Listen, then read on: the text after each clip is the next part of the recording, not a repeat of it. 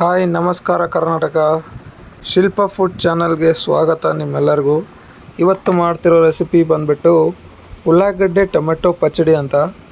So ಇದು fast and quick ಆಗುವಂಥ recipe, hostel ಹುಡುಗರಿಗೆ ಇಷ್ಟವಾಗುವಂಥ ರೆಸಿಪಿ. ಪಕ್ಕ ಮನೇಲಿ ಟ್ರೈ ಮಾಡಿ. ಒಂದು ಬಾಣಲೆಗೆ ಎಣ್ಣೆ ಹಾಕಿ 4 ಟೇಬಲ್ ಸ್ಪೂನಷ್ಟು, 1 ಟೇಬಲ್ ಸ್ಪೂನಷ್ಟು ಸಾಸಿವೆ ಜೀರಿಗೆ, 1 ಟೇಬಲ್ ಸ್ಪೂನಷ್ಟು ಮೆಂತ್ಯಕಾಳು, ಎರಡು ಕೆಂಪಗಾದಮೇಲೆ ನೀವು ಅದಕ್ಕೆ ಉಳ್ಳಾಗಡ್ಡೆನೇ ಆ್ಯಡ್ ಮಾಡ್ಕೊಳ್ಳಿ.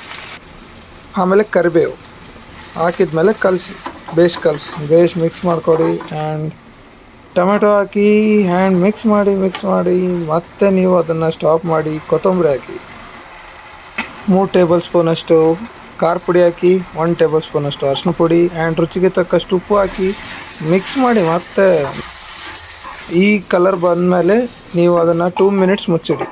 2 ಮಿನಿಟ್ಸ್ ಆದಮೇಲೆ ಈಗ ಹೊಗೆ ಬರುತ್ತೆ.